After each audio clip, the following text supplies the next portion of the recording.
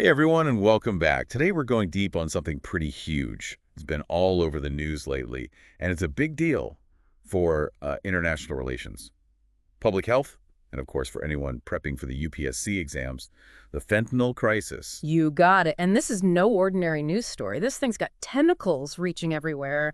Global trade, law enforcement, healthcare, diplomacy, you name it. And, the UPSC, they love to see if you can connect the dots. Well, this fentanyl crisis is the perfect example of how all these things, like trade and health, they're all tangled up together out there on the world stage. Exactly. And to help us navigate this maze, we got some top-notch sources lined up.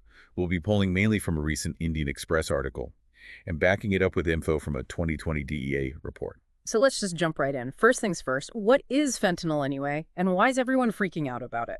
Okay, picture this. A substance so strong that just a few grains could be lights out. That's fentanyl, a synthetic opioid, meaning it's cooked up in a lab, not squeezed out of poppies like heroin or morphine.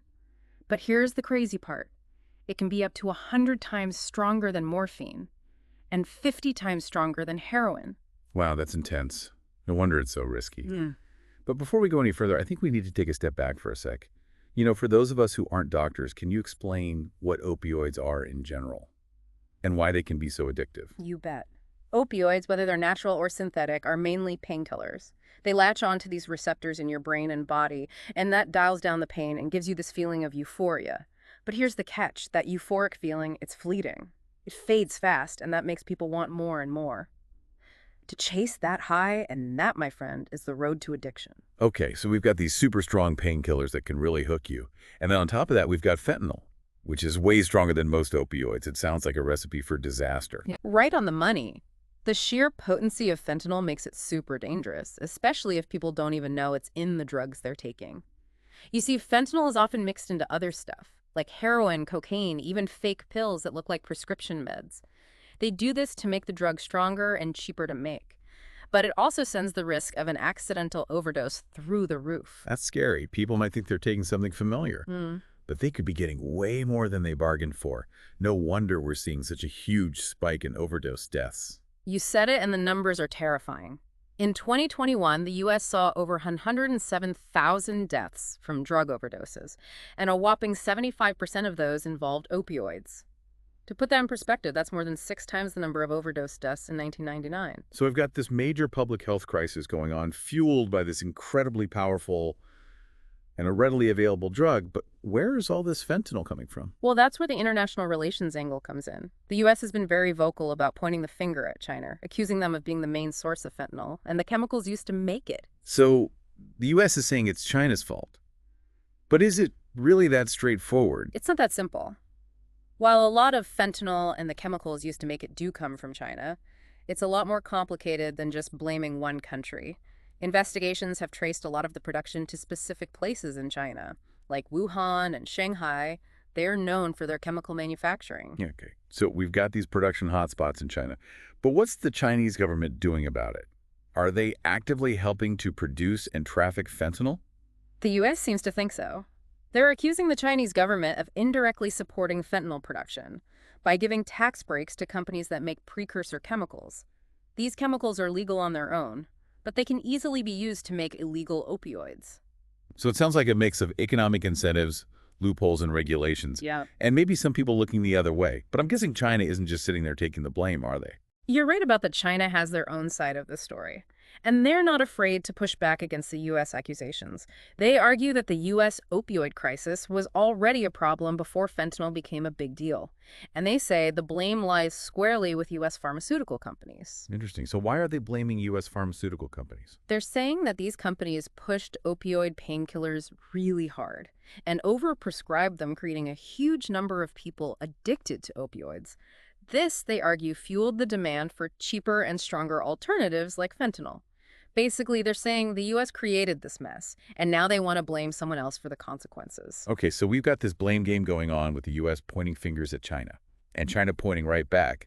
That's got to make finding solutions pretty tough, right? It definitely does. This blame game has put a strain on U.S.-China relations, and it's made it harder for them to work together, which is something they desperately need to do to tackle this crisis. But it's important to remember this isn't just a U.S.-China problem. The fentanyl trade has tentacles reaching all over the world, including India. That's a really important point. And speaking of India, this whole situation is a big deal for us UPSC folks, isn't it? It's like a textbook example of the kind of complex global issue the UPSC loves to throw at us. You hit the nail on the head. This is prime UPSC material. Understanding all the twists and turns of the fentanyl crisis is key for both prelims and mains. We're talking public health, international relations, law enforcement, economics. It's all connected. Exactly. Yep. So what are the most important things we need to keep in mind from a UPSC standpoint as we delve deeper into this issue? Well, first off, we need to understand the history of the opioid crisis, both in the U.S. and globally. How did we end up with these super potent and addictive substances like fentanyl being so readily available? What role did pharmaceutical companies, government policies, and society's attitudes play? So it's not just about knowing the facts about fentanyl, but about understanding the broader picture, the context of how this crisis came to be. Exactly. And from there, we need to analyze the geopolitical factors. The blame game between the US and China is a big part of it. But we also need to look at the roles of other countries involved in the fentanyl supply chain, places like Mexico, which often acts as a transit point for drugs headed to the US. And this is where understanding international law and those conventions about drug trafficking comes in, right? You got it. You'll want to be familiar with key international agreements, like the Single Convention on Narcotic Drugs and the UN Convention Against Transnational Organized Crime. These agreements provide a framework for countries to work together to fight drug trafficking, but they also highlight how hard it is to enforce these laws in a world where everything's so interconnected. Okay, so we've got the history, the geopolitical stuff, and the legal framework.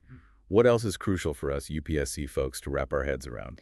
Don't forget the economics of it all. The fentanyl trade is a multi-billion-dollar industry. There's a lot of money to be made at every step of the way. Understanding what drives this illegal trade is crucial for analyzing potential solutions. That's a good point. It's not just about taking down criminal networks. It's about understanding why this trade is so profitable in the first place. And speaking of solutions, I'm guessing there's no quick fix for this mess, is there? You're right. There's no magic bullet. But that's what makes it such a fascinating and important topic to explore, especially for aspiring civil servants like yourselves. By understanding the fentanyl crisis from all angles, you'll be better prepared to tackle complex policy issues and come up with creative and effective solutions. That's a great way to put it. So let's keep digging and unpack some of those potential solutions. But first, let's take a quick break. We'll be back to explore how this global crisis is affecting countries all over the world, including India. Stay tuned. We'll be right back after a short break. Okay, so we've talked about how the U.S. blames China and China blames right back.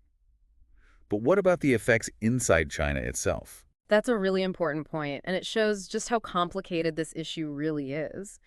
In some parts of China, producing fentanyl has actually become a way for people to make a living. Imagine you're a local official in one of these places. You know this stuff is harmful. But if you shut it down, people could lose their jobs and struggle financially. It's a tough spot to be in. There's no easy answer. That's a really interesting way to look at it. It's easy to get caught up in the blame game, but we have to remember that there are real people whose lives are tied to this illegal trade. It's not just some abstract political battle. It's impacting people's everyday lives. Exactly. And that makes finding solutions even more complex. It's not just about cracking down on the criminals. It's about tackling the economic reasons why making fentanyl is attractive in the first place. So it sounds like we need a multi-pronged approach, something that disrupts the supply chain, but also gives people other ways to make a living.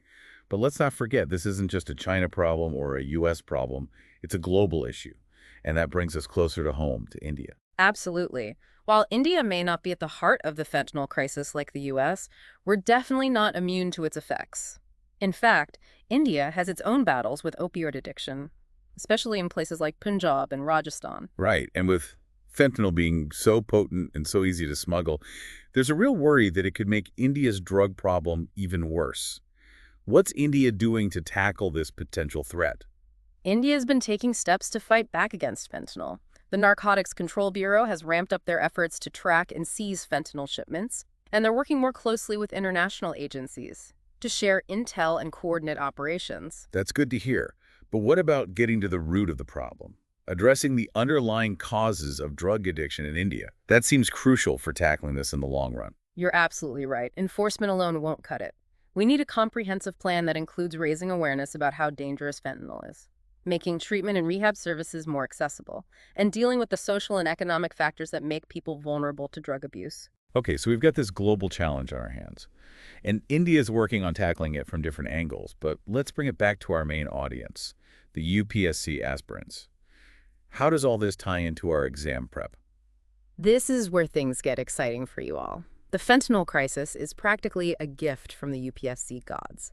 It's a current affairs topic packed with potential exam questions, and it touches on so many important themes for both prelims and mains. So it's not just about memorizing some facts about fentanyl. It's about understanding the whole picture, right? You got it. Think about it. In General Studies Paper 2, which is all about international relations, you could easily get a question about how the fentanyl crisis is affecting U.S.-China relations, or about the challenges of getting countries to cooperate in the fight against drug trafficking. And in General Studies Paper 3, which deals with internal security and disaster management. The focus could be on India's efforts to combat drug trafficking and deal with substance abuse within its borders. Precisely. And don't forget about the essay paper. The fentanyl crisis could easily pop up as an essay topic. You might have to analyze its social and economic impact, the ethical dilemmas surrounding pain management and addiction, or even how globalization has made it easier for crises like this to spread. So as you can see, understanding all the ins and outs of this issue is absolutely vital for your UPSC prep. It's not just about memorizing facts and figures. It's about connecting the dots, seeing the big picture, and critically analyzing the different parts of this complex problem. And that's where critical thinking comes in. When you see a question about the fentanyl crisis, don't jump to conclusions based on simple narratives. Think about all the different players involved. What are their motivations? What are the potential consequences of their actions? Consider the historical context, the geopolitical factors at play, and the ethical implications of different policy responses. It sounds like the UPSC examiners want to see that we can really grasp the complexities of the issue, present a balanced and well-reasoned argument, and back it up with solid facts and examples. That's exactly right. And remember, there's no one right answer. The UPSC is looking for candidates who can show a deep understanding of the issue and articulate their thoughts clearly and persuasively. Okay, so we've established that the fentanyl crisis is a goldmine for potential UPSC questions.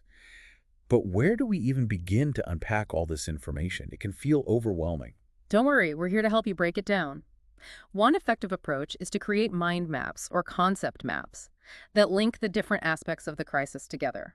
Start with the central issue, the fentanyl crisis, and then branch out to explore the different dimensions: public health, international relations, law enforcement, economic, social impact, and so on. So it's about creating a visual representation of how all these pieces fit together. That sounds like a great way to organize our thoughts and see the connections between different aspects of the issue. Exactly. And as you do your readings and research, keep adding to your mind map, connecting new information to the existing framework. This will help you solidify your understanding and see the bigger picture more clearly. That's a fantastic tip. And I bet it's also helpful to practice answering potential exam questions related to the fentanyl crisis. It's one thing to understand the concepts, but it's another to explain them effectively in an exam. You're absolutely right. Practice makes perfect. Try coming up with your own essay questions, or look for past UPSC papers that have touched on similar issues. The more you practice, the more confident and articulate you'll become in expressing your thoughts and arguments. This has been incredibly helpful. I feel like we've really broken down the fentanyl crisis from all angles today. But before we wrap up, I want to touch on one final point: potential solutions. We've talked about the challenges, but what can actually be done to tackle this crisis effectively? That's the million-dollar question, isn't it? And as we've discussed, there are no easy answers. But that doesn't mean we should give up hope. I think it's helpful to approach potential solutions from different levels. Okay, so what are some of these levels? Well, at the international level, we need countries to work together better, to disrupt the fentanyl supply chain. This means sharing intelligence, coordinating law enforcement operations, and working together to dismantle the criminal networks involved in the trade. So it's about moving past the blame game and focusing on a common goal, even if it's politically difficult. Exactly. And at the national level, governments need to implement comprehensive strategies that address both reducing supply and reducing demand. On the supply side, this involves things like strengthening border controls, cracking down on illegal labs and trafficking networks, and working to cut off the flow of precursor chemicals used to make fentanyl. And on the demand side, we need to focus on prevention, education, and treatment, right? Absolutely. We need to raise awareness about how dangerous fentanyl is, especially since it's often mixed with other drugs. We need to improve access to addiction treatment and rehab services, and we need to address the underlying social and economic factors that contribute to drug abuse. So it's a holistic approach, tackling the problem from multiple angles, both domestically and internationally.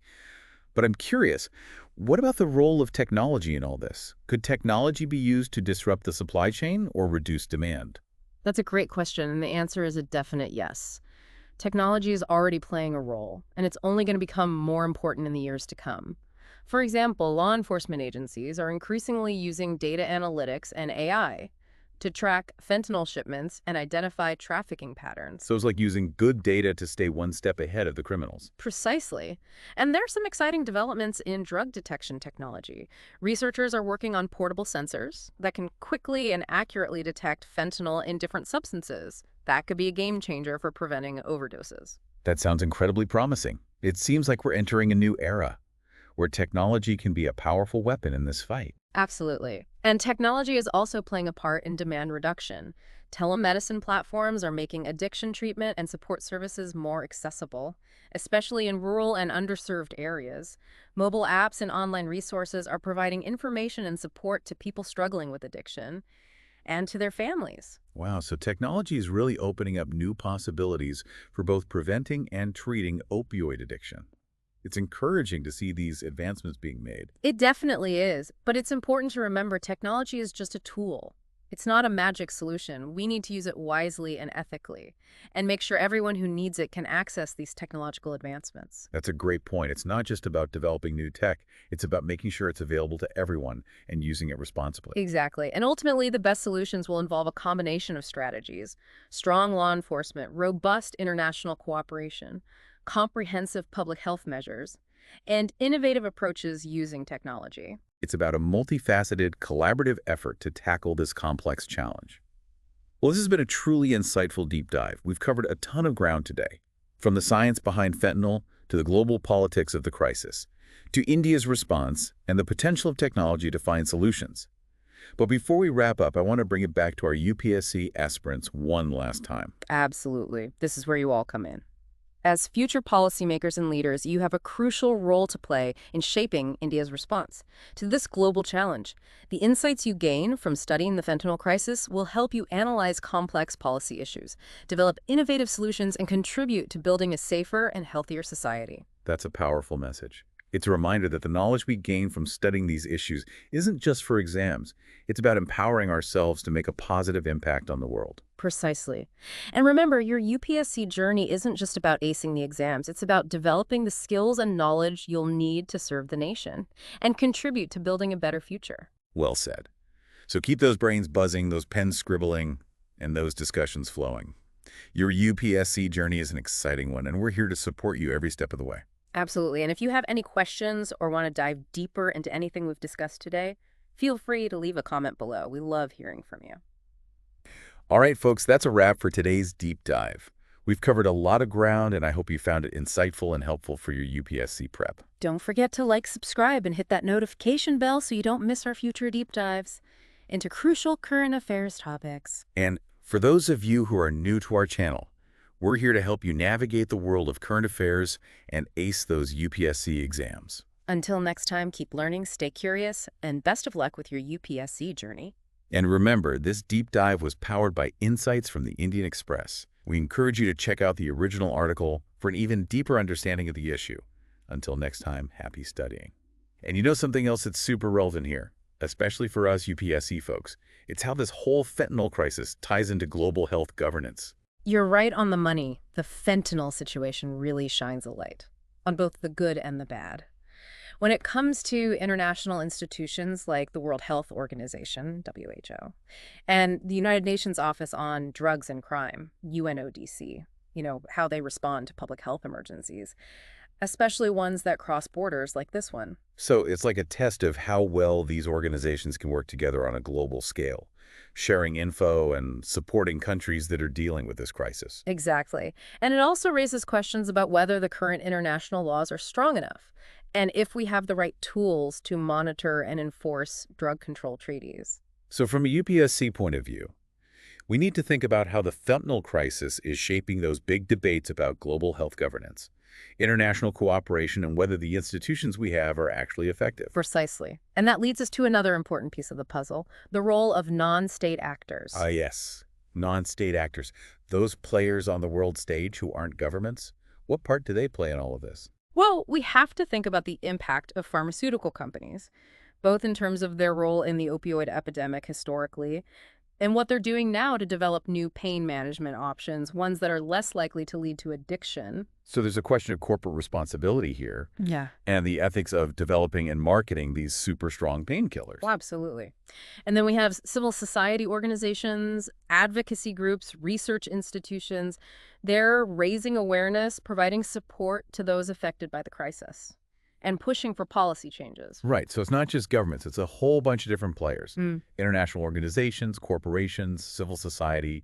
And for us, UPSC aspirants, it's about understanding how they all interact and influence each other and how they shape the response to this crisis. You got it. And don't forget the media. They have a huge influence on how the public sees the crisis.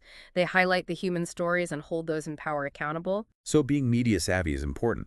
We need to be able to look at different sources of information with a critical eye, spotting any potential biases and forming our own well-informed opinions. Exactly. And that brings us to a really important point for all you UPSC hopefuls out there. Sharpening those analytical skills. The fentanyl crisis is complex. There's no simple solution. The UPSC examiners don't want you to just parrot facts or offer easy fixes. They want to see you analyze the issue from different angles, weigh the pros and cons of different approaches, and put forward your own well-reasoned arguments. So it's not about finding the right answer. It's about showing we can think critically, assess the evidence, and build strong arguments. You got it. And remember, this fentanyl crisis is a moving target. It's changing all the time. New developments are always popping up, so it's crucial to stay on top of current events, follow the latest research, and be ready to adjust your understanding as the situation evolves. So basically, we need to embrace this idea of constantly learning and engaging with current affairs in a critical way. You nailed it. The UPSC journey isn't just about passing an exam. It's about developing that intellectual curiosity, those analytical chops, and the ability to adapt that you'll need as a civil servant in a world that's changing faster than ever. Well put. On that note, I think it's time to wrap up our deep dive into the fentanyl crisis. We've covered a lot of ground, and I hope you found it insightful and helpful for your UPSC prep. Absolutely. And remember, folks, this deep dive was fueled by insights from the Indian Express. We highly recommend checking out the original article to get an even deeper understanding. And if you're bursting with questions or have your own thoughts to share, don't hesitate to leave a comment below. We always love hearing from you. And don't forget the usual drill: like, subscribe, and hit that notification bell so you don't miss out on our future deep dives into those crucial current affairs topics. Until next time, happy studying and best of luck with your UPSC journey.